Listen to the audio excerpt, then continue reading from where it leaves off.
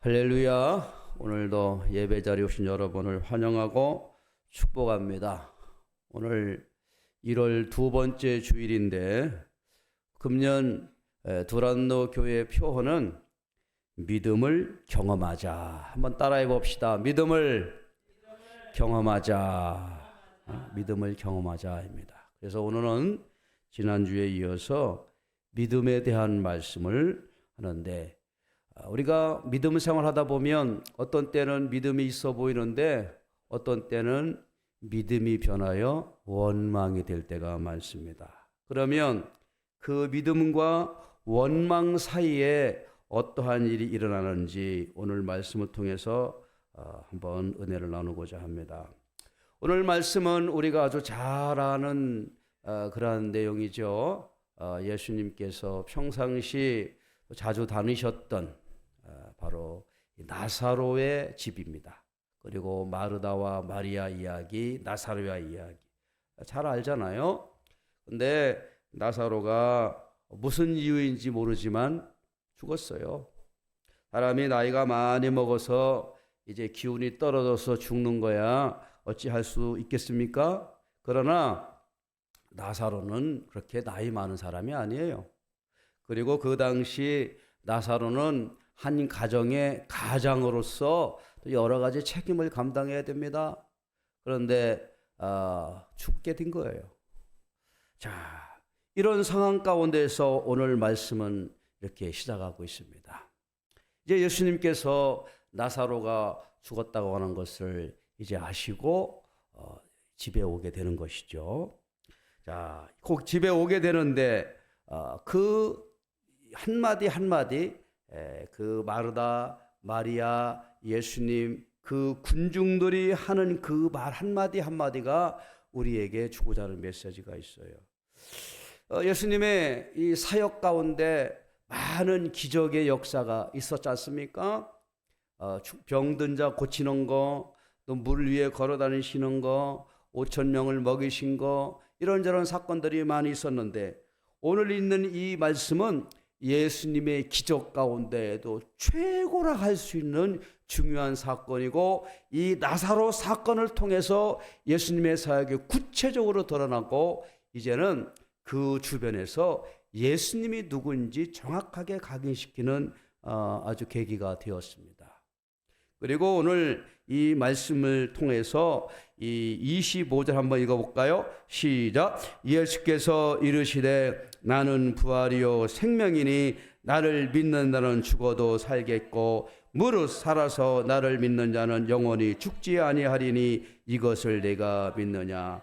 중요한 얘기를 하고 있어요. 부활이요 생명이다 그랬어요. 부활 생명, 우리 기독교의 가장 중요한 가치입니다. 기독교가 부활이 없다 그러면 기독교 있을 필요가 없지요.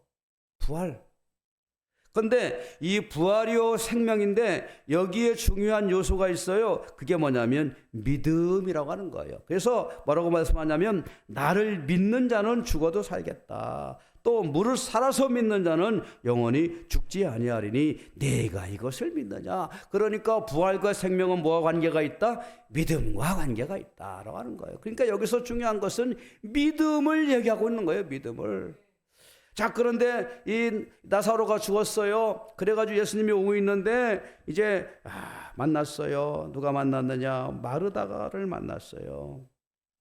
자, 11장 21절이죠. 다 같이 한번 읽어보겠습니다. 시작. 마르다가 예수께 여짜오되 주께서 여기 계셨더라면 내 오발어머니가 죽지 아니하였겠나이다.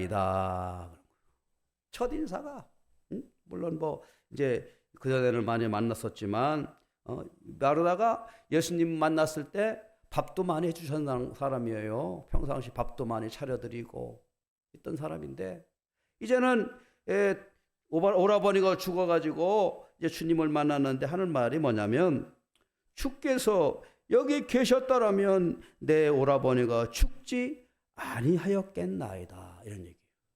이거 마르다와 마리아는 지금 예수님이 누군지는 알아요. 예수님이 병든 자 고치시고 또 놀라운 기적을 베푸신다는 건 다 압니다. 그리고 이 지금 나사로 이 사건은 예수님의 후기 사역 가운데 하나인데, 아니 예수님이 여기 계셨더라면 우리 오라버니가 죽지 않았을 텐데, 예수님이 여기 안 계셔가지고 이렇게 되지 않았습니까? 라고 하는 이런 말이에요. 여기에 말에는 어떤 말이 있습니까? 이 마르다가 조금 섭섭한 마음이 있어요. 아니 예수님, 그동안 우리가 예수님에게 좀 이렇게 늘 가까이 하고 이렇게 형제와 같이 이렇게 모시고 했는데 예수님이 안 계셔가지고 그래요. 우리가 꼭 필요할 때는 예수님이 안 계셔가지고 이렇게 됐습니다. 이렇게 또 하는 마음이 들어 있어요. 그리고 또 하나, 이 유대인들, 그 나사로 주변에 살고 있던 사람들도 알아요. 저 나사로 집 식구들하고 예수님하고 가깝게 지낸 거. 왜냐하면 예수님이 오다 가다 들리시기 때문에. 예수님은 갈릴리에서 주로 사역하시는데 이 나사로는 예루살렘 근처에 있거든요. 그러니까 예루살렘을 가시려면은 그렇게 지나가다가 들리시고 하는 그런 곳이죠. 그런데 예수님께서 정말 필요할 때는 우리에게 별로 도움이 안 되는 것 같아 하는 그런 마음이 이 안에 숨겨져 있어요. 예수님이 여기 지금 계셨었더라면, 나사로가 지금 죽으려고 하는 그 상황에 계셨더라 그러면 내 오라버니가 죽지 않았을 텐데 이 끝났어요. 그렇게 말했어요. 그랬더니 예수님께서 네 오라비가 다시 살아나리라 라고 한 거예요. 믿음의 고백을 했는데 이제 예수님이 그렇게 말씀하셨어요. 자, 여기서 말하는 이 믿음의 마리아의 고백은 예수님이 원하는 만큼의 고백으로 가지는 못해요. 그러니까 부활 때는 다시 살아나게 되겠지요. 주님, 그거야 내가 압니다. 그러나 지금 어차피 죽었잖아요. 어떻게 하겠어요? 죽은 사람 살릴 수 있습니까? 이런 의문이 여기에 담겨져 있어요. 자, 이런 내용을 쭉 하시다가 이제 예수님께서 나사로가 묻혀져 있는 무덤을 향해 갑니다. 무덤을 향해 갔는데 그 무덤 앞에서 어떤 일이 있었는지 한번 보도록 하겠어요. 38절 말씀 보겠습니다. 시작. 이에 예수께서 다시 속으로 비통히 여기시며 무덤에 가시니 무덤이 굴이라 돌로 막았거늘 예수께서 이르시되 돌을 옮겨 놓으라 하시니 그 죽은 자의 누이 마르다가 이르되 주여 죽은 지가 나흘이 되었음에 벌써 냄새가 나나이다. 예수님, 이렇게 오라버니가 지금 장사가 돼가지고 이렇게 무덤에 갇혀 있어요. 이 당시 이 유대 사람들은 무덤을 이렇게 굴에다가 무덤을 썼어요. 우리식으로 말하면 지금 다 장사를 지나가지고 흙으로 이렇게 봉분을 만들었는데 예수님께서 와가지고 야 다시 흙을 파봐 이러면 뭐라고 하겠어요? 기절하려고 그러시죠. 똑같은 일이에요. 자, 나흘이 되었습니다. 죽은 지가 나흘이 되었습니다. 그래가지고 지금요 냄새가 납니다. 이렇게 얘기하는 거예요. 그랬더니 예수님께서 뭐라고 말씀하시냐면 40절이죠. 예수께서 이르시되 내 말이 내가 믿으면 하나님의 영광을 보리라 하지 아니하였느냐 하시니라고 그런 거예요. 이게 지금 이 마르다, 마리아 또 이 예수님께서 묘지에 갈 때 많은 사람들이 같이 두루루 따라갔거든요. 지금 아주 중요한 장면이에요. 예수님이 무덤 앞에 서 있어요. 그리고 지금 다른 사람들은 전부 다 지금 예수님이 지금 왜 저러시나? 라고 하는 이 호기심과 궁금함에 갇혀 있어요. 근데 예수님께서 말씀하시는 겁니다. 내 말이 네가 믿으면 하나님의 영광을 보리라 하지 아니하였느니라 라는 말씀이에요. 그러니까 여기서 중요한 것이 뭡니까? 믿음을 또 이야기하고 있습니다. 우리가 오늘 이 본문을 통해서 이 믿음을 갖기 위해서는 어떻게 하는가라고 하는 것이 오늘 우리가 또 은혜 받을 내용이에요. 자, 그랬더니 예수님 뭐라고 말씀하셔요? 41절에 돌을 옮겨 놓으라 그랬어요. 그래서 돌을 옮겨 놓았죠. 예수께서 눈을 들어 우러러 보시고 이르시되 아버지여 내 말을 들으신 것을 감사하나이다 라고 얘기해요. 그리고 이제 예수님께서 말씀하실 때에 자 43절 이 말씀을 하시고 큰 소리로 나사로야 나오라 부르시니 죽은 자가 수족을 배로 동인채로 나오는데 그 얼굴은 수건에 쌓였더라. 예수께서 이르시되 풀어놓아 다니게 하라 하시니라 라고 하는 거예요. 자, 요 장면은 우리가 다 이렇게 보는 아는 장면이잖아요. 근데 여기서 오늘 우리가 보고자 하는 내용은 바로 이 마르다 마리아 함께 있었던 사람들의 믿음이 어디까지 가야 하는가를 우리 주님은 말씀하고 계시는 거예요. 자, 우리는 대부분 우리가 갈 수 있는 범위까지만 우리가 믿음을 행합니다. 믿음의 행동을 하고 있어요. 그런데 우리 예수님께서는 믿음의 한계를 넘어서야 뭐를 본다고요? 하나님의 영광을 본다라고 말하고 있어요. 그래서 40절이 상당히 의미 있는 말씀으로 다가와요. 예수께서 이르시되 내 말이 내가 믿으면 하나님의 영광을 보리라 하지 않았니? 이런 얘기예요. 그런데 왜 그 믿음을 내 스스로 한계를 정해? 그 말이에요. 자, 33절 보겠어요. 33절에 보면 예수께서 그가 우는 것과 또 함께 온 유대인들이 우는 것을 보시고 심령에 비통히 여기시고 불쌍히 여기사라고 되어 있어요. 여기 중요한 단어가 있는데요. 비통히 여기셨다라는 말이에요. 비통히 여기셨다. 이 비통히 여기셨다는 헬라어 원어의 뜻은 매우 분노하셨다. 그리고 엄히 경고하셨다. 이런 뜻이에요. 여기서 무슨 얘기, 왜 이 단어를 썼을까요? 지금 예수님께서는 나사로가 죽었다는 것을 이제 사람들이 그 장례 위문하러 왔다가 울고 또 예수님이 오니까 더 많이 울고 아이고 예수님 어찌갑니까? 이 집 어떻게 살아가요? 이제 막 그냥 비통이 울고 막 울고 그러니까 비통이 여기셨다.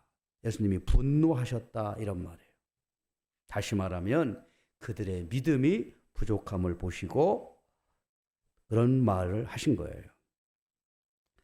자, 이러면 바로 이 마르다와 마리아 이 두 사람이 가지고 있는 믿음은 어떤 믿음이라고요? 자신들이 정해 놓은 틀 가운데서 있는 믿음이에요. 그러니까 하나님이 주시는 말씀을 넘어서는, 보고 믿고 넘어서는 믿음이 아니에요. 그래서 어떻게 해요? 하나님의 영광을 보는 믿음까지는 아직 못 가는 겁니다. 그러다 보니까 나오는 것이 뭐냐면 원망이 나오는 것이죠. 그래서 믿음과 원망 사이에 간극이 있는 거예요. 그래서 우리는 어떻게 해야 되냐고요? 믿음을 갖되 초월적인 믿음, 우리 예수님이 원하시는 그 믿음까지 가야 한다는 말이에요.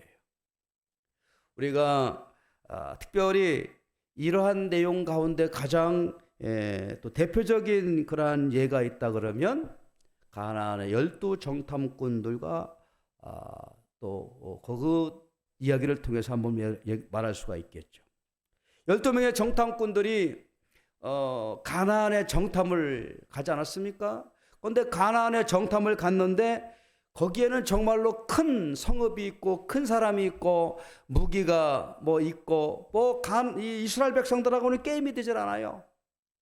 그런데 두 명은 상황을 보았지만 그 상황에 자신의 믿음을 거기에 빼앗기지 아니하고 지켰어요. 그리고 나머지 10명은 어떻게 했습니까? 그 상황, 자신들이 보고 자신들이 느낀 그 환경 가운데에서 믿음을 놓쳐버렸어요. 그래서 결국 어떻게 됐어요? 그 사람들은 하나님의 영광을 보지 못했습니다. 여호수아와 갈렙은 자신들의 믿음을 현재 상황 가운데 함몰시키지 아니하고 그 틀에 갇혀놓지 아니하고 하나님이 주신 약속의 말씀을 붙들고 넘어갔어요. 한계를 넘어섰어요. 그래서 하나님의 영광을 본 겁니다. 오늘 이 본문에서 예수님이 말하는, 또 예수님이 요구하는 것은 이 내 말이 내가 믿으면 하나님의 영광을 보리라 하지 아니하였느냐라고 하는 것은 절대적인 믿음, 한계 상황을 만들어 놓지 않는 틀에 갇혀 있는 믿음이 아닌 하나님이 원하시는 것까지의 믿음을 요구하고 계시는 거예요. 그러니까 우리가 믿음을 갖고 믿음 생활하다가 내가 원하는 만큼의 결과를 갖지 아니하면 바로 그 다음에 나타나는 것이 원망이에요. 그리고 불평입니다. 가나안에 정복하려고 할 때 이스라엘 사람들도 그렇게 했어요. 자신들도 자신들이 원하는 환경에 접어들지 아니하면 불평이 나오게 됩니다. 자, 민수기 21장 8절 9절을 제가 읽어드릴게요. 거기에 말씀에 보면은 하나님이 불평하고 또 원망하는 이스라엘 백성들을 향해서 한 행동인데, 왜 이렇게 이스라엘 백성들이 불평하고 원망했느냐? 이 이스라엘 백성들이 가나안을 향해서 쭉 출발하고 가고 있는데 에돔 사람들이 그 사람들을 가는 길을 막아요. 못 가. 옆으로 못 가. 그러니까 어떻게 해요? 돌아가야 돼요. 돌아가는 길이 가까운 길이 아닙니다. 엄청나게 먼 길이에요. 그러니까 이 이스라엘 백성들이 거기서 원망을 하죠. 자, 민수기 21장 4절 5절에 백성이 호로산에서 출발하여 홍해길을 따라 에돔 땅을 우리하러 하였다가 길로 말미암아 백성의 마음이 상하니라. 마음이 상했어요. 또 백성이 하나님과 모세를 향하여 원망하되 어찌하여 우리를 애굽 땅에서 인도하여 내어 이 광야에서 죽게 하는가? 이곳에는 먹을 것도 없고 물도 없도다. 우리 마음이 이 하찮은 음식을 싫어하노라 하매. 그러니까 조금 불편해진 거죠. 원망해요. 아이고, 우리가 왜 여기 가서 이 고생을 해? 그래가지고 원망이 시작된 거예요. 자신들의 기대, 자신들이 이렇게 좀 원하려고 했던 목표에 도달하지 못하자 바로 원망이 나오는 거예요. 이게 우리 인간의 모습이에요. 저도 마찬가지고 다 마찬가지 아닙니까? 그러니까 하나님이 그 소리를 들으시고 불뱀을 갖다가 내려 보내셨습니다. 불뱀이 어떻게 돼요? 보는 사람들 막 물어보는 거예요. 그러니까 물리면 다 죽어요. 죽어나는 상황이죠. 또 그것을 보고 모세가 하나님 앞에 기도합니다. 하나님 어떻게 하여 또 이렇게 불뱀을 보내셔가지고 다 죽게 합니까? 원망했다고 그렇게 다 죽이면은 뭐 가나안 사람 누가 들어가겠습니까? 하나님 기도하니까 또 하나님이 그 기도를 들으시고 이렇게 말씀하셨어요. 민수기 21장 8절이죠. 여호와께서 모세에게 이르시되 불뱀을 만들어 장대우에 매달아 물린 자마다 그것을 보면 살리라 그랬어요. 그런데 이 상황이 이게 지금 이해가 안 가요. 여러분, 불뱀이 물렸는데 장대에 달린 그 불뱀을 본다고 살 수 있겠습니까? 그거를 믿으라고요? 이게 참 논리적으로 어려운 일이에요. 오늘 여기 나사로 사건도 마찬가지예요. 지금 나사로가 죽어가지고 썩어서 썩는 냄새가 펄펄 나는데 주님이 생명이시고 부활이시고 구원이시다, 또 주님을 믿으면 또 하나님의 영광을 보겠다, 뭐 이런 믿음을 믿으라고요? 참 어려운 일이에요. 그런데 우리 주님은 그것을 요구하고 계시는 겁니다. 자, 여러분, 그렇습니다.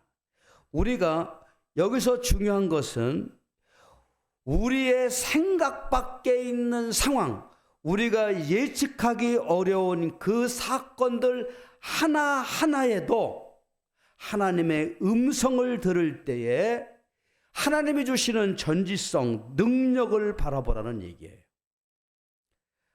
우리는 저것을 용납할 수가 없어, 수용할 수가 없어, 어떻게 저게 믿음으로 가능해? 라고 판단하지 말고 하나님을 바라보고 하나님을 느끼고 살아가라라고 하는 것입니다. 이렇게 살았던 사람들이 성경에 많이 있어요. 사도행전 7장 51절에 보면 스데반도 그랬어요. 스데반도 자신을 죽이려고 하는 사울이라는 청년과 자기 주변에 쫙 둘러서 있었던 그 사람들, 돌을 잡아들고 막 눈에서 이 살기가 등등했던 사람들을 바라보면서 스데반도 고백을 했어요. 스데반은 믿음의 한계를 넘어선 사람이었어요. 그래서 뭐를 봤어요? 하나님이 자기와 함께 한다는 것을 보았어요. 이게 뭐예요? 믿음의 한계를 넘어간 거예요. 그러나 오늘 여기 나와 있는 마르다와 마리아는 자신들의 믿음의 한계 틀 가운데 있다가 나사로가 죽고 나니까 원망이 나오고 불평이 나오는 거예요. 그래서 하고자 하는 말씀이 뭐예요? 예수님께서 주님을 바라보아라. 하나님이 하신 말씀을 기억해라 라고 하는 것입니다. 자, 믿을 때 하나님의 세계를 경험한다는 거예요. 가나안에 들어가는 사람은 한계 상황을 넘어선 것을 믿을 때 하나님의 영광을 보게 되는 거예요. 이것이 오늘 우리에게 주고자 하는 말씀입니다. 반드시 우리는 한계 상황을 넘어가서 하나님의 영광을 보는 저와 여러분 되기를 주님의 이름으로 축원을 드립니다. 믿음의 영웅들 많지는 않지만 이런 사람들의 성경에 있잖아요. 요셉과 다니엘이 그 대표적인 사람이에요. 특별히 다니엘과 같은 사람은 믿음의 한계 상황을 넘어갔어요.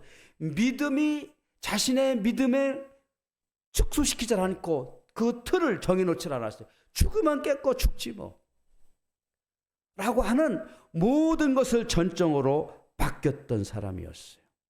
그러다 보니까 믿음의 한계 상황을 정해놓지 않으니까 나타나는 것이 뭐냐면 원망과 불평이 없어져요. 생기질 않는 거예요. 왜냐하면 믿음은 믿음을 통해서 남아있기 때문에 그렇습니다. 로마서가 말하는 바로 믿음이 이런 거예요. 믿음이 믿음으로 남아있어야 그 믿음이 하나님의 영광을 본다는 얘기예요. 그런데 그 믿음이 지속되지 아니하고 틀 가운데 한계 상황에 갇히게 되면 어느 상황에 오게 되면 그 믿음이 있는 만큼 오히려 원망으로 가게 되는 것이죠. 마르다가 그런 얘기했죠.